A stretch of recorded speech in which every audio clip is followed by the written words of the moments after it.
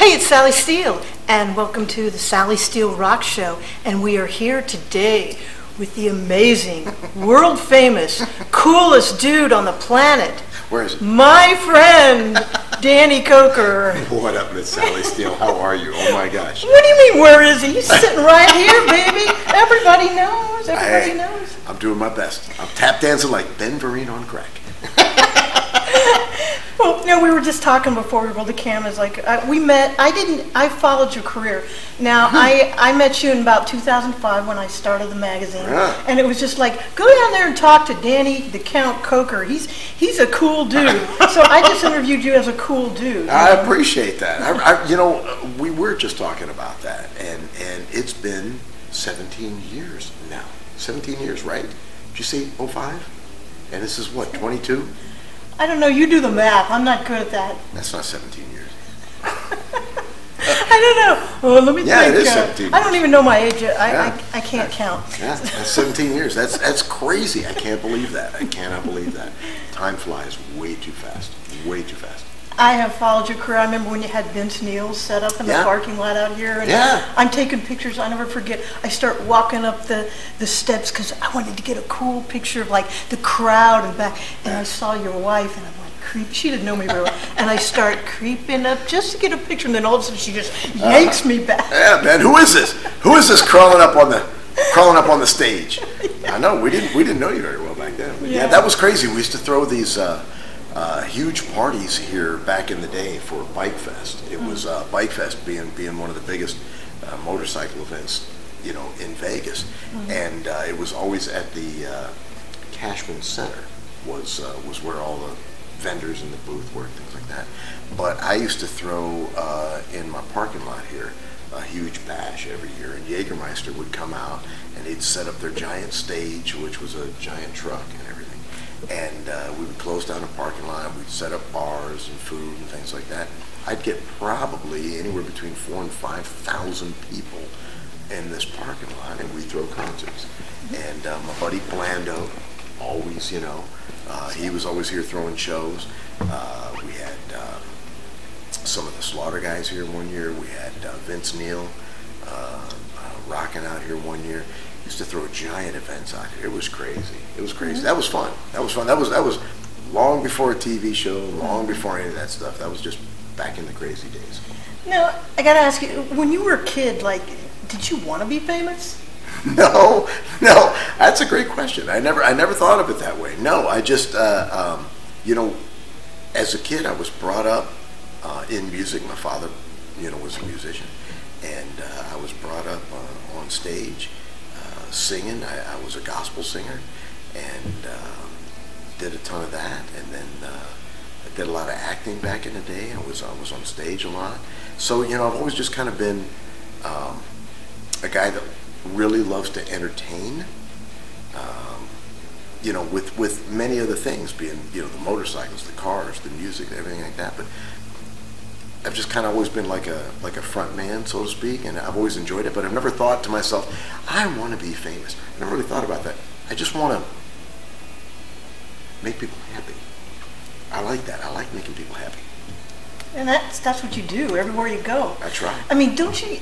You know, were you expecting all this crazy madness and fame? No, not at all. I just I'm that guy who pursued the things that I love. The things that I love: music, motorcycles, cars. Those are the things that I really, really love, and so I just pursued them to a high degree, and thankfully, people have enjoyed it.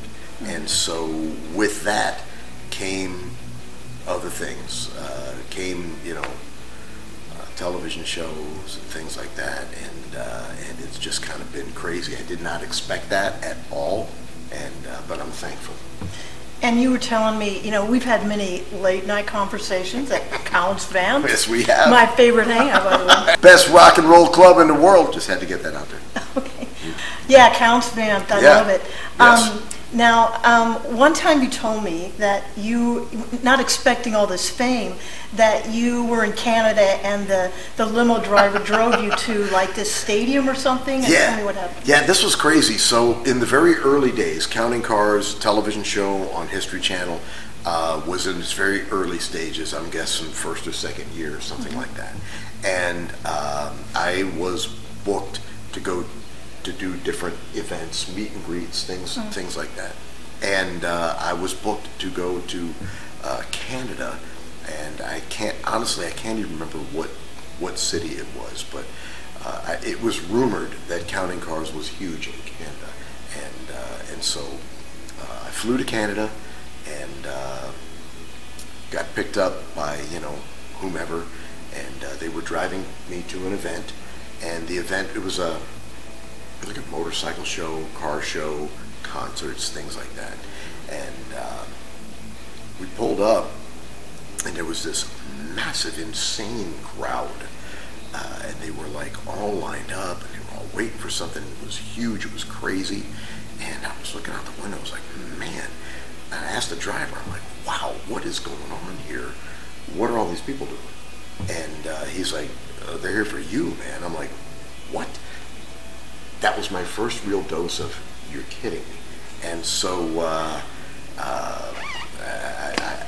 got out, they put me at this table, and I spent what felt like 3.5 weeks saying hello to absolutely amazing, wonderful people that just love what we do. And it was a real dose of, wow, man, I think you're on the right track. So it was cool. It was really cool. It was crazy, but it was cool. When people start handing you their babies, it kind of makes you scratch your head. Just pictures of them or kiss the baby? Hey, man, they hand you your baby, you take their baby, and they're just cheering. And it's like, all right. You take pictures, it's cool. Hand the baby back, everybody's happy. It was a trip. But people are wonderful. Mm-hmm. Yeah. And I think you told me that, or have you ever been in a situation where you've been stalked and you're really scared, or stalked or attacked or anything? We've had interesting things that have happened over the years. So I'll say yes. I'll leave some of the scary stuff on the table. But one time I think it was in the Carolinas, and I was there for NASCAR or something, and I came out of my room, and it was like a handful of people in the hallway outside my door. And they were super nice, but it was funny. They were like, we don't want you to think we're like crazy stalkers or anything, but we wanted to say hello before your day got busy. And I'm like, that's like the most crazy stalkers thing. How long have you been camped in the hallway outside my door? How did you find my door? What did you say to them? I was as nice as could be. Because I'm very thankful for people that enjoy what we do.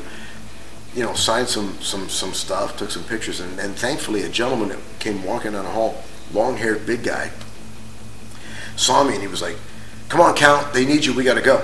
So I just went with him, and we left. We started walking down the hall, and I was like, "Dude, thank you. Who are you?" And he goes, "I used to bodyguard for Ted Nugent."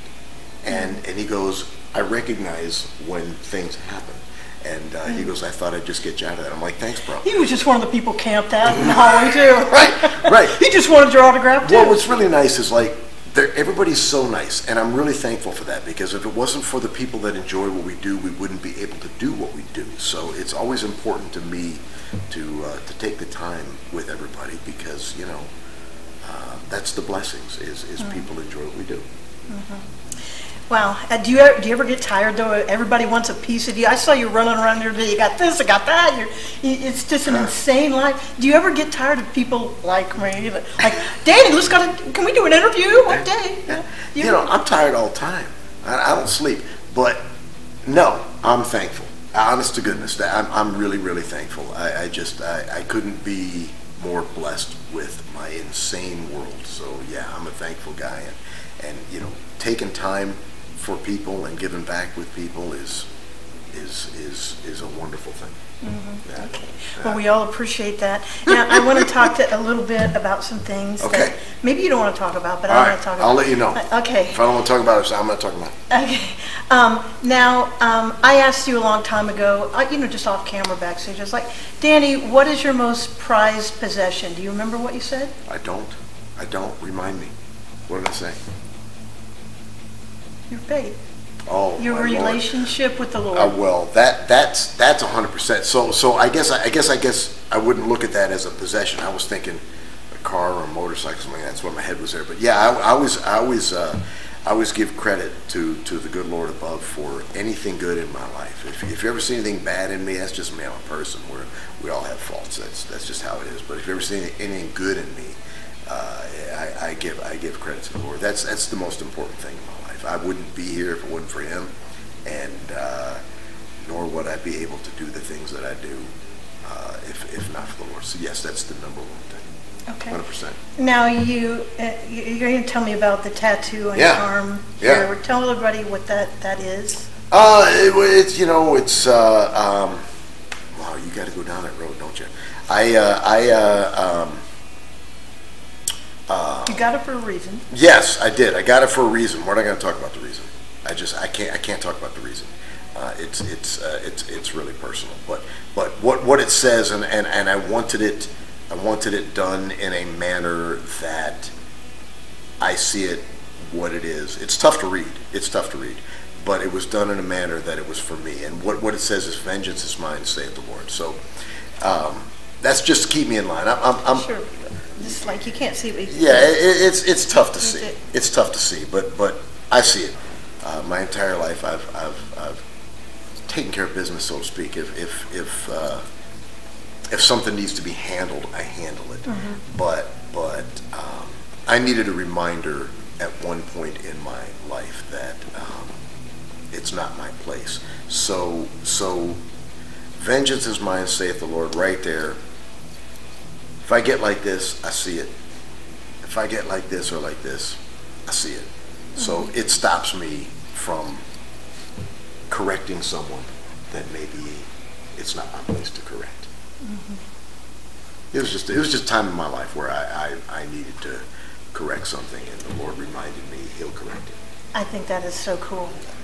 So you didn't expect all this fame. I mean, you've got, but you started out as like a ghoul in, tell me about that TV show you used to have. Yeah, I was, for years here in Vegas, I was a vampire, still am, if the truth be known.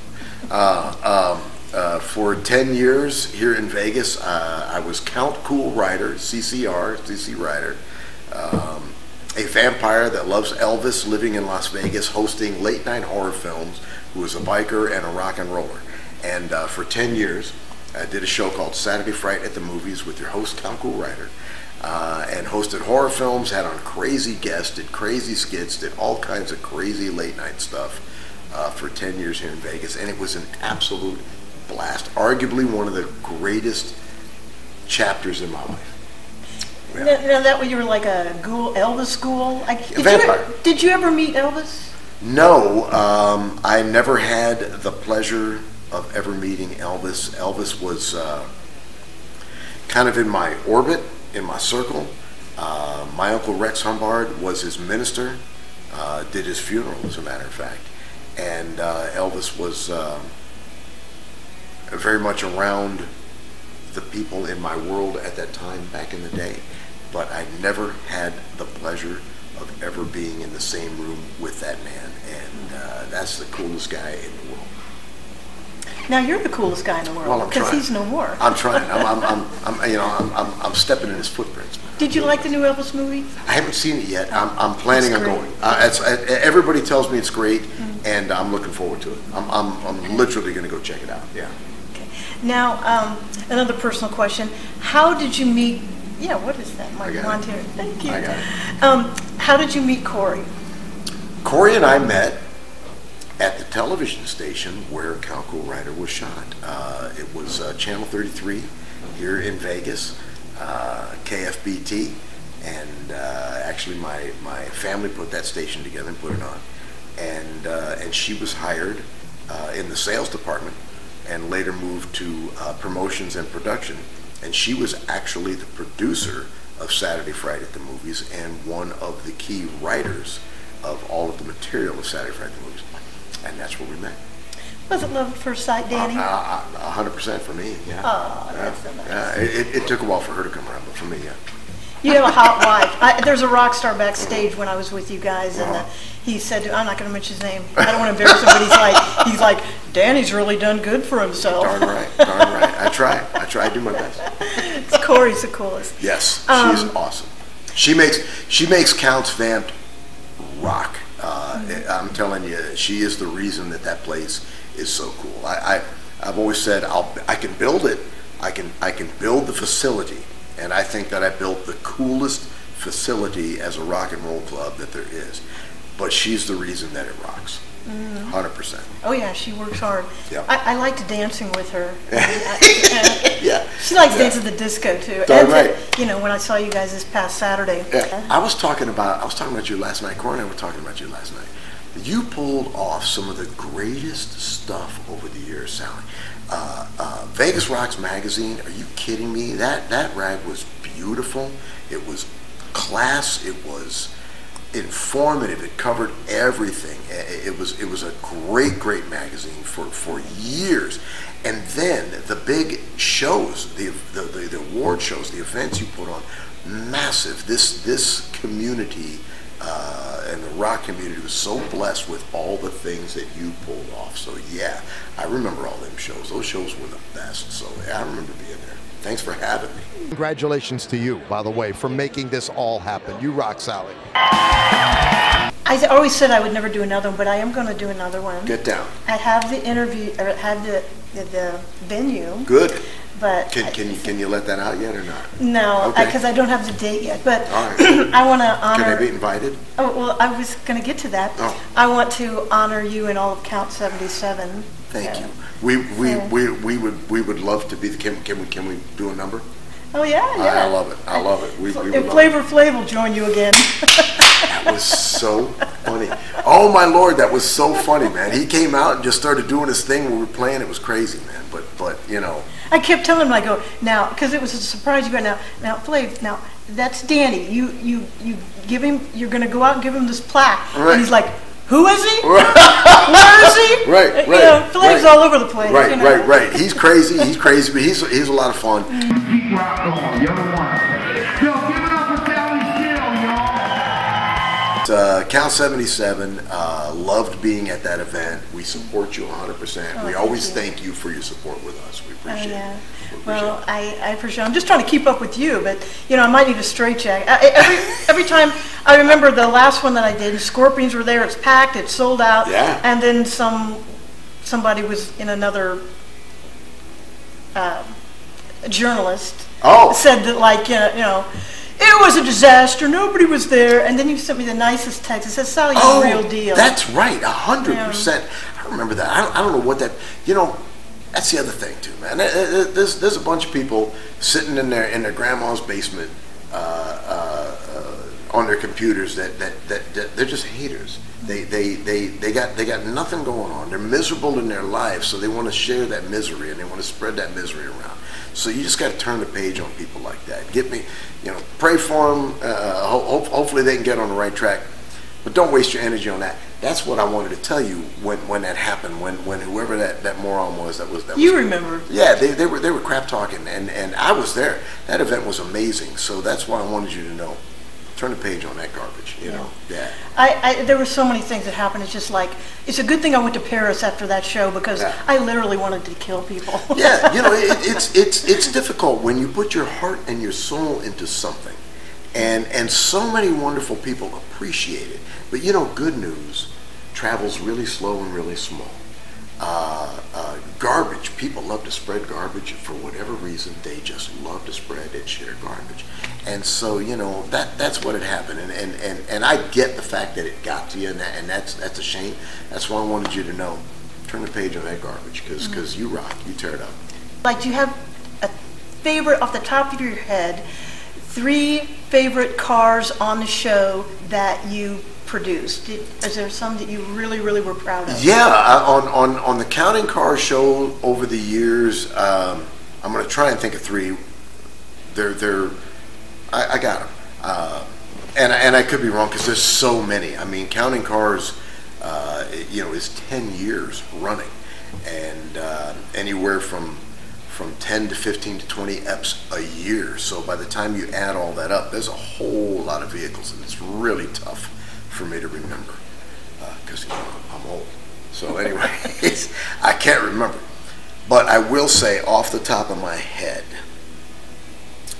we built a 1967 Corvette for 4-star General Peter Pace that is really special to me. The car itself was everything that I would have built if it was a 67 Corvette for me.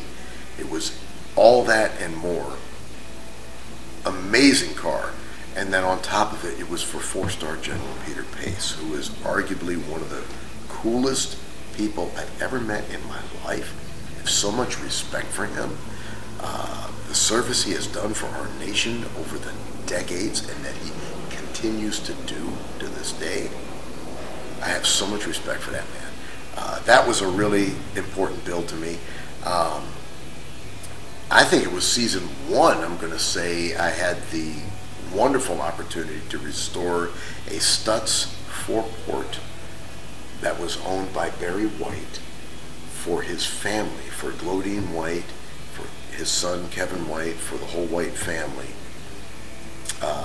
Actually found their father's missing Stutz, found Glodine's husband's missing Stutz, recovered it, bought it, restored it, and returned it to the family.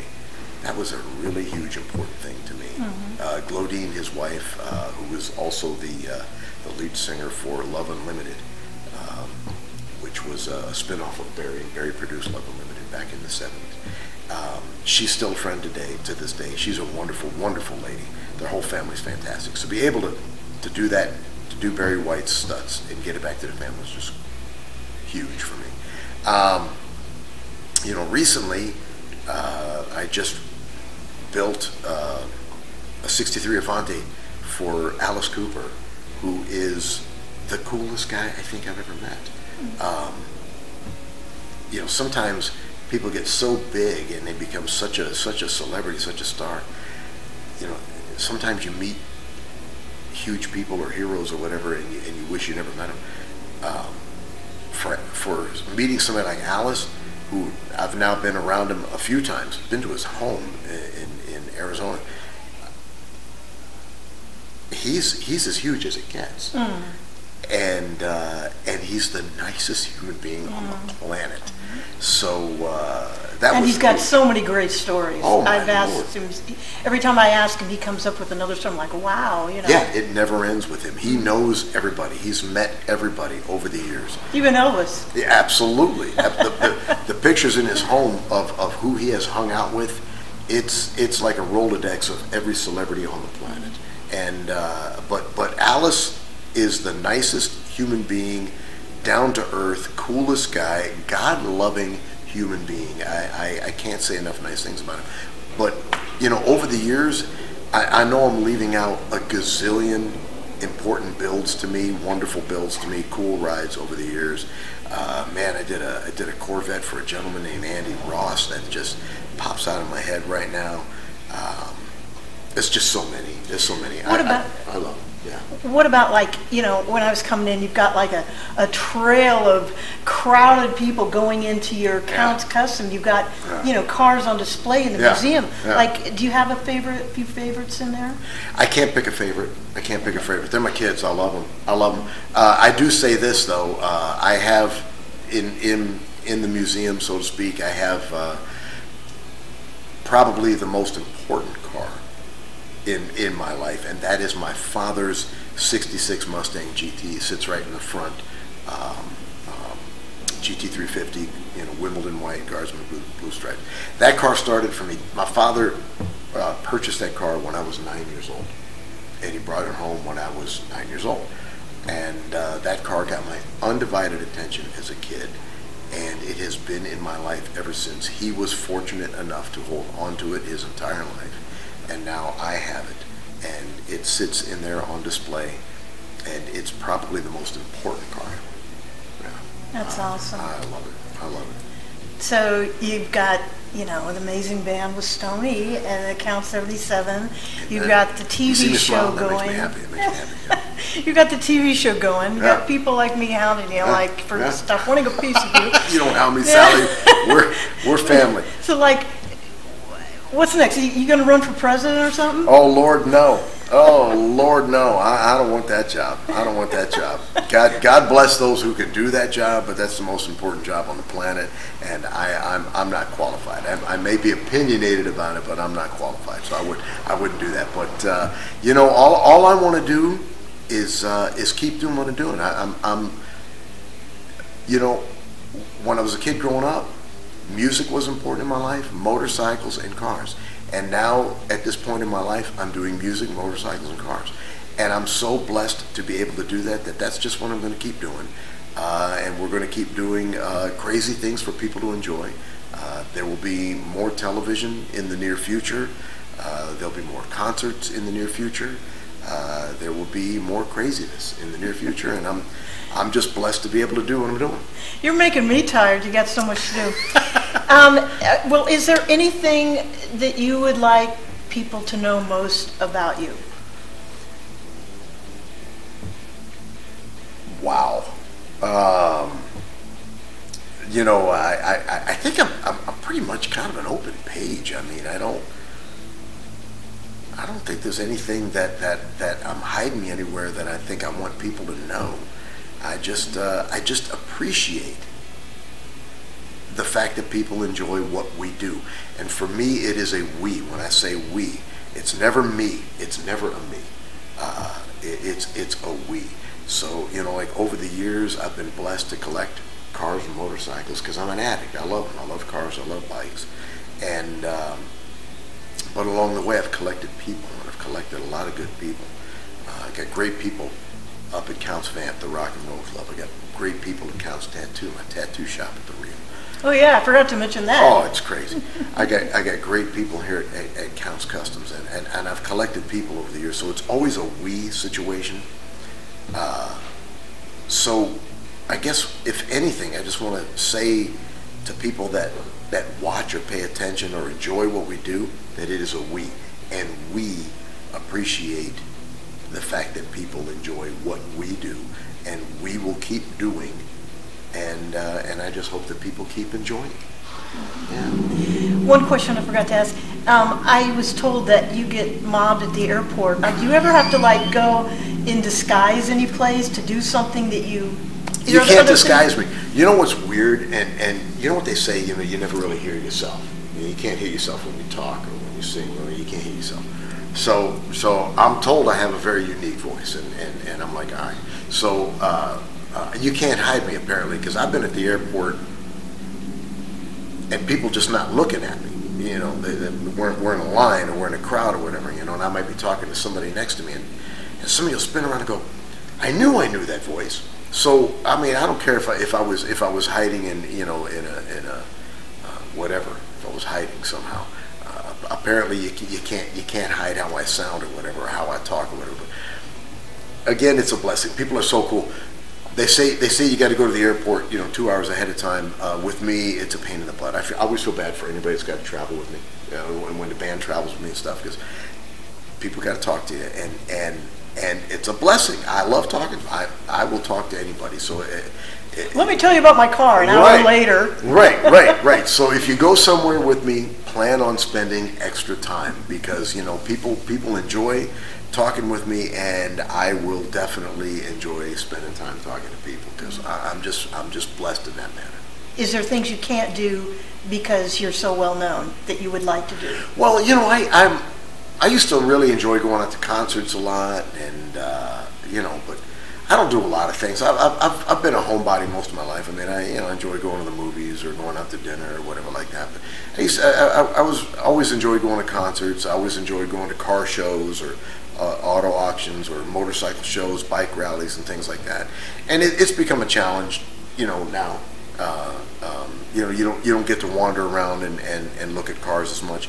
Thankfully maybe I'll get let in, before the event opens or whatever, and I can see things and stuff. But people just enjoy talking to you. I've been coming into people's living rooms now for over 10 years, and they feel a connection with you, so they want to talk to you. So it's kind of a give and take. You give up some of your luxuries or anonymity along the way, but that's okay. It's a give and take, and that's cool, because people, for the most part, people are cool. Yes, there's a very small slice and percentage of out there, but for the most part, people are really cool.